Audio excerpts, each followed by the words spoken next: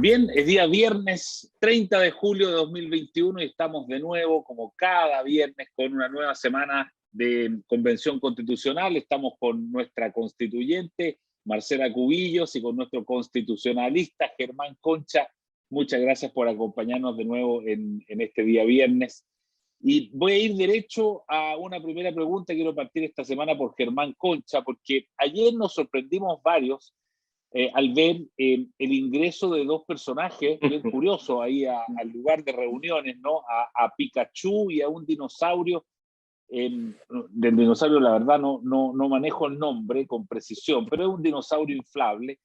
Y por supuesto que, bueno, esto generó mucha sorpresa y algunas personas, bueno, se consternaron un poco. Otras personas decían, sin embargo, que tenía un sentido simbólico. Esto como que entraba las manifestaciones de la Plaza Italia, entraban a la convención y hay gente entonces que hemos escuchado comentarios de decir, bueno, está bien o está mal, es tan grave, es correcto, se puede entender como un símbolo. Germán Concha, ¿cómo lo ves tú? ¿Cómo lo viste tú y qué nos puedes decir de este hecho que ocurrió ayer en la convención? Hola Eduardo, hola Marcela. A ver, yo lo encontré preocupante, muy preocupante, porque creo que es muestra de una confusión, me parece a mí, entre lo que es cercanía con la gente, con lo que es una cierta mezcla de, y no quiero ser despectivo, pero de frivolidad con irresponsabilidad. O sea, el país votó por convencionales para que prepararan un borrador de constitución. Entonces, se les pidió un encargo muy relevante. Tienes un compromiso con la ciudadanía muy relevante. Y eso no pasa solo por la tarea que haces, sino que por las formas. Las formas representan también cómo te tomas la tarea, qué tan en serio te la tomas, qué tan comprometida tu conciencia está de lo que estás haciendo. Entonces yo creo que esto es lo mismo que cuando de repente alguien dice, y perdonen lo poco técnico del ejemplo, pero no, es que es auténtico, y tú dices, no es auténtico, es mal educado, que es distinto. O sea, son cosas completamente diferentes. Una cosa es estar cercano a las personas, a sus preocupaciones, a sus necesidades, y otra es no tomarse los encargos en serio.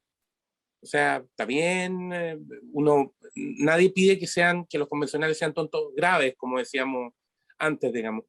Pero tampoco se trata de festinar con la tarea que estás haciendo, si es una tarea frente al país, es una tarea relevante, el país te hizo un encargo y la manera en que tú te comportas, la manera en que haces las cosas, que tiene que ver con el lenguaje, con tu presentación, con la manera en que demuestras que esto es serio.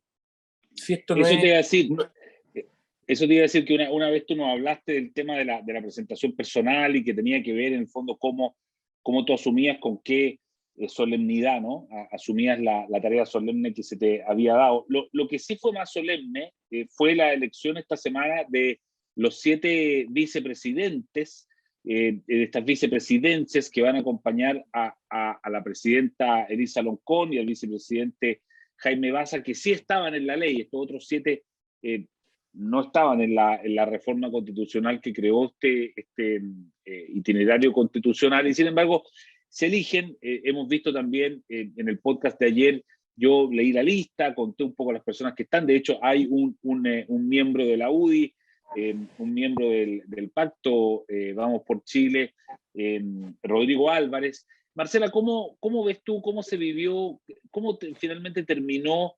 entendiéndose lo que fue la elección de estas 7 vicepresidencias? ¿Cómo lo ven ustedes?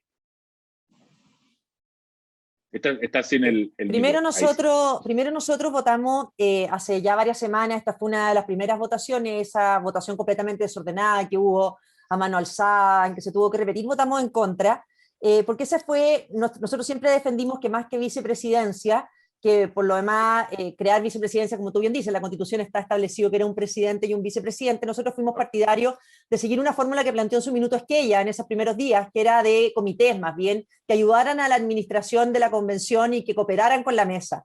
Pero cuando se votó la fórmula de Esquella y ganó esa fórmula, fue cuando se repitió la votación con este desorden que tuvimos ahí esa primera semana, y se aprueban finalmente estas 7 nuevas vicepresidencias adjuntas que le pusieron para sortear de esa manera lo que dice la Constitución sobre la mesa, que estuviera integrada por un presidente y un vicepresidente.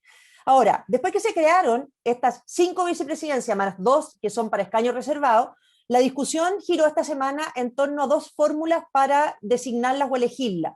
Una que fuera por patrocinios, y eso garantiza que en el fondo dependa de cada grupo político el poder poner a un vicepresidente, y otra que era la fórmula que quería el Partido Comunista y la Lista del Pueblo, que era por elección del Pleno, lo que hace que nunca un candidato de las minorías llegara a esas vicepresidencias.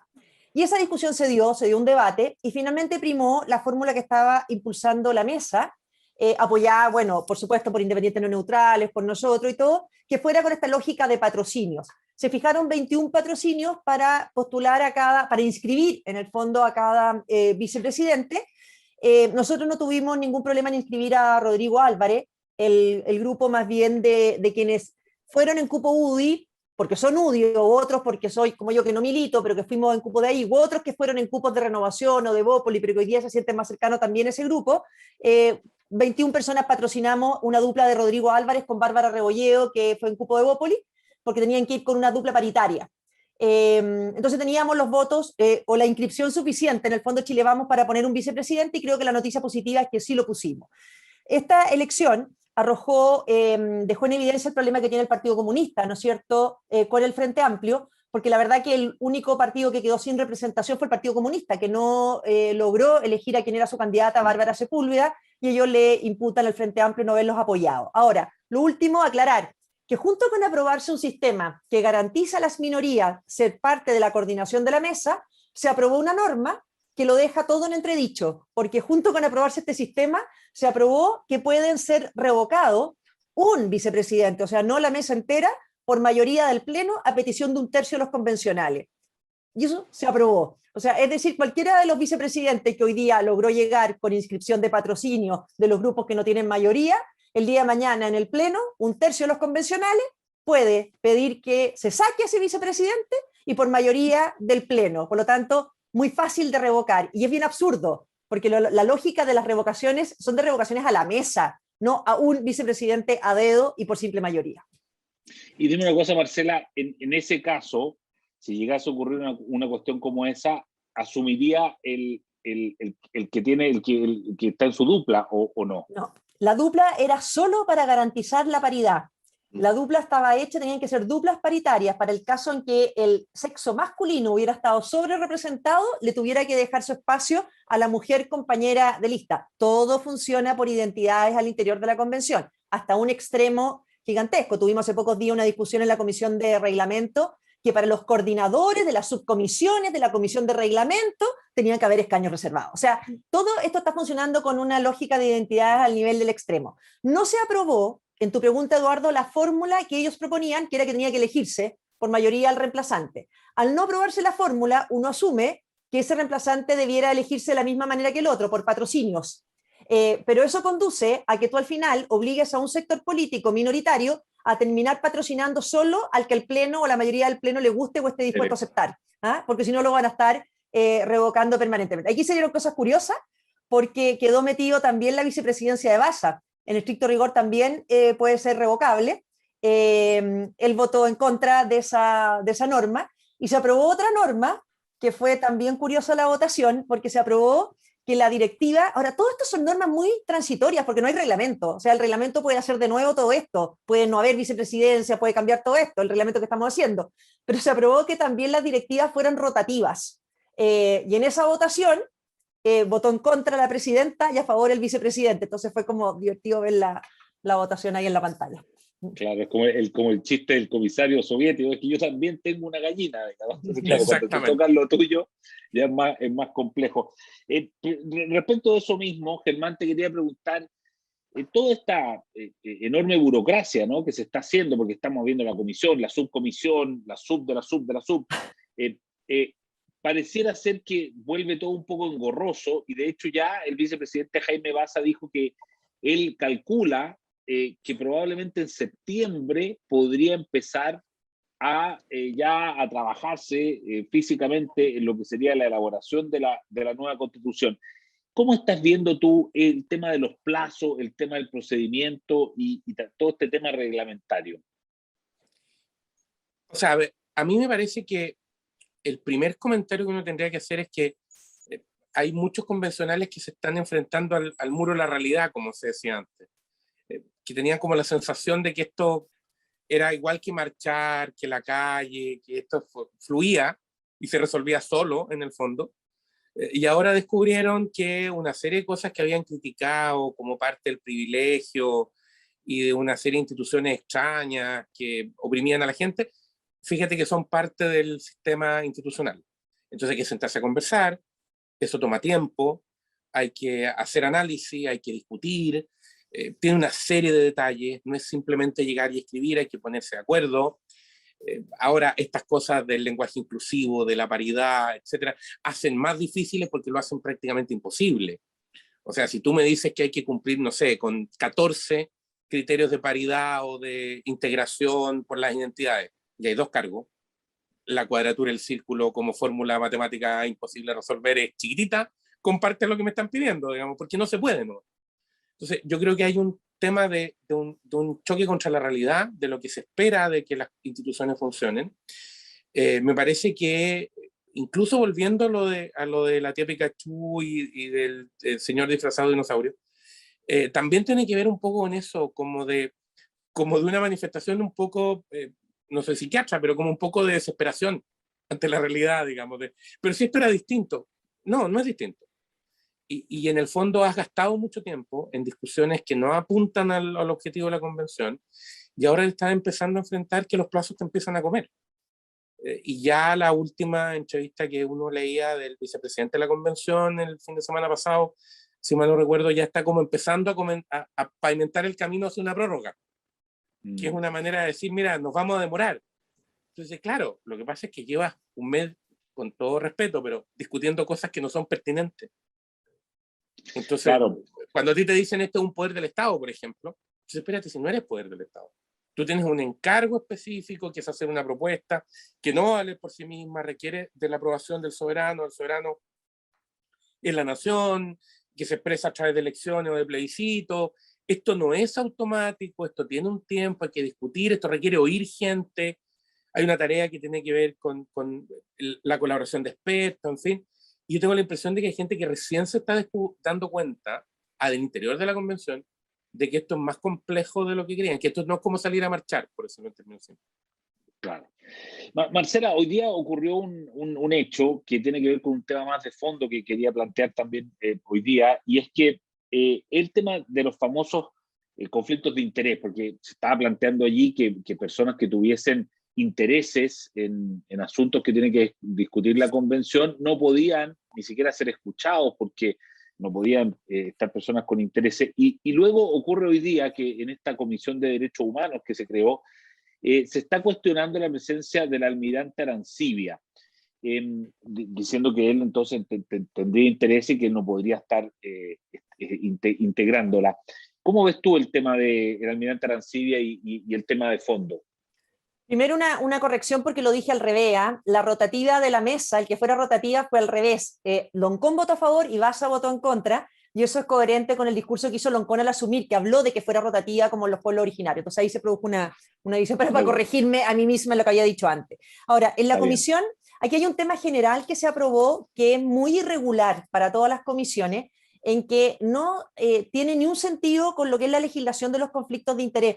Aquí se aprobó una norma en estas normas transitorias de la convención, en que la mayoría de la convención puede decidir que una organización no sea escuchada por tener conflicto de interés, que es completamente absurdo, porque el que tiene conflicto de interés es el convencional al minuto de votar o pronunciarse sobre algo, no la organización que ejerce su derecho a pedir ser escuchado en una instancia como esta. Entonces, aquí no importó nada eso, nosotros siempre planteamos en una indicación que fuera al revés, que una organización que pide ser escuchada en una comisión diga, oye, yo tengo interés en este tema por esto y esto otro. Después, si un convencional tiene un conflicto de interés en una votación, es problema de él, pero y están las normas y la ley para regularlo. Pero no esto de que la mayoría de una comisión pueda decidir arbitrariamente a quién escucha y a quién no. Porque se va a producir el absurdo de que, no sé, yo lo ponía el ejemplo, ¿no es cierto? Que organizaciones de padres tengan que ir a hablar a comisiones donde se pone derechos de agua, que ahí no tienen interés, pero no en el tema que tienen interés. Entonces, como muy loco este tema. Dicho eso, se aprobaron hoy día la discusión en la Comisión de Derechos Humanos de dos maneras, ¿no es cierto? Hay una de esto de que según ellos organizaciones que estén fundamentadas en el negacionismo, etcétera, no puedan ser escuchadas. ¿Ah? De nuevo, aquí vamos a tener una mayoría definiendo quién tiene derecho a exponer en una comisión determinada. Ojalá que esto se corrija en las normas permanentes, porque es no entender cómo operan los conflictos de los intereses, los conflictos de interés que hay acá. Ahora, respecto al almirante Arancibia es mucho más grave la situación, porque ahí sí es parte de esta política de cancelación de la izquierda más radical. O sea, cuando uno habla de que se pavimenta el camino a la tiranía, cuando la mayoría puede dividir entre buenos y malos, entre quienes tienen moralmente la capacidad y la habilidad o los pergaminos para estar en esta constituyente y quienes no tienen las categorías morales para estar según ellos y por lo tanto tienen derecho a ser cancelados o censurados, es que estamos entonces pavimentando caminos de tiranía y no de democracia, porque el almirante Arancibia fue senador democráticamente elegido,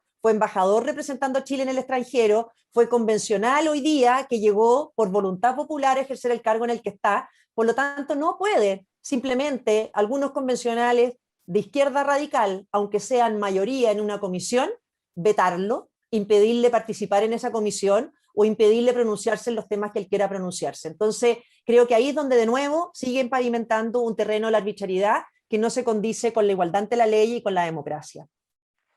Germán, ¿cómo lo ves tú eso, el tema el tema de los conflictos de interés y a quién se puede escuchar y quién no? Yo te diría que es una combinación muy peligrosa entre ignorancia y modernización de la política. Ignorancia en el sentido de despreciar el conocimiento técnico o el conocimiento específico, porque efectivamente no hay ninguna normativa en que el conflicto de interés afecta al que expone, el conflicto de interés afecta a la autoridad, porque es obvio que el que va a exponer, expone porque le importa, y lo que tú quieres como congreso, como convención, como lo que sea, órgano público, es oír a los afectados, porque es la manera de enterarte, ahora que es tan importante la participación, el escuchar a la gente, etcétera. Bueno, es la manera de oír a los que están interesados. Entonces es absurdo que me digan, mire, usted no puede exponer porque tiene interés. Bueno, si se trata de que los que están involucrados en el área expongan, porque es la manera en que yo puedo hacerme una idea de lo que pasa. Obviamente esas personas tienen que decir a quién representan, en fin, eso es obvio. Pero decir que esas personas pueden tener un conflicto de interés es, te diría, insisto, no quiero ofender a nadie, pero más que ignorancia es desprecio por el conocimiento, porque es una regla que se utiliza en todas partes, que está estabilizada, digamos, como la manera de conectarse con el problema. Y por el otro lado, lo que pasa es que esto se mezcla con una moralización de la política, en el sentido de decir, mira, aquí hay un grupo que somos los buenos, y las ideas nuestras son las que importan, y hay otro grupo que son los malos que, como decía un convencional, sería bueno o conveniente que lo pasaran mal, que lo insultaran o que no sé qué más, digamos. Sería bueno probablemente que no oyeran, que no sean oídos, sería bueno que no tengan derecho. Entonces es la misma idea. Hay unos buenos que eso sí pueden ser oídos y hay otros malos que el ideal es que no sean oídos. Esa lógica es totalitaria en su manera de pensar y es no solo totalitaria, sino que hace un efecto muy grave, que es que moraliza, porque ni siquiera es decir esta solución es mejor que la otra, es como la tuya es mala, y es mala porque representas a una identidad que es perversa per se, vuelvo sobre el tema del neomarxismo, esto es malo porque representas a un grupo que no puede sino pensar conforme a las categorías de ese grupo y por lo tanto eso va a ser siempre malo, entonces mejor que no te oiga. Es que en esa conversación no hay conversación nomás. Simplemente. Claro, entonces, no hay conversación. Es grave, pero es una combinación muy peligrosa entre no querer aceptar el conocimiento con una moralización que significa que solo unos pueden hablar y solo unos pueden tener razón. Eso no permite funcionar a ninguna instancia de este tipo, digamos. Clarísimo. Bueno, a propósito de eso, hoy día ya para terminar, tuvimos un incidente bien lamentable y es que agredieron a Gabriel Boric, para que veas tú que la línea se puede correr muy, muy lejos. Agredieron a Gabriel Boric, digamos, quien quería ir a visitar ahí unos presos en Santiago 1, y precisamente le decían que él no tenía ningún derecho a estar ahí, digamos, porque básicamente porque había firmado el acuerdo del 15 de noviembre. Así es que cuando llueve todo se moja, ¿no? Incluido el candidato de la izquierda. Es que en Marcela eso, Eduardo, Cubillos, sí, si me da ahí un minuto, yo creo que en eso por hay un favor. tema que Y creo que es muy grave, porque, y creo que lo que le pasa a Gabriel Boric es muy grave, porque tú puedes tener la opinión política que te parezca respecto de los candidatos, puedes expresarla, puedes decir no me gusta, pero cuando hay sectores de la ciudadanía que entienden que tienen el derecho de agredir a alguien porque piensa distinto, estamos volviendo a las cavernas. Más allá de quién sea el agredido y quién sea el agresor. Cuando yo entiendo que tengo el derecho, yo porque, no sé, y voy a poner otro ejemplo, porque soy ciclista o porque ando en scooter o porque soy vegano o por lo que sea, digamos, no quiero ofender, insisto, estoy usando ejemplos de grupos que están como de moda, digamos, pero o porque soy defensor de no sé qué derecho o porque estoy conectado con no sé quién. Entonces yo tengo derecho no solo a expresar una opinión distinta, sino que tengo derecho a agredir a alguien. Estamos volviendo a las cavernas. Porque Ahora, el mínimo es que yo no puedo agredir a los demás, por más que me moleste lo que piensan. Una cosa básica de la democracia y de un sistema racional y de una sociedad abierta es que yo tengo que aceptar que hay personas que piensan distinto y tengo que estar dispuesto a convivir con eso.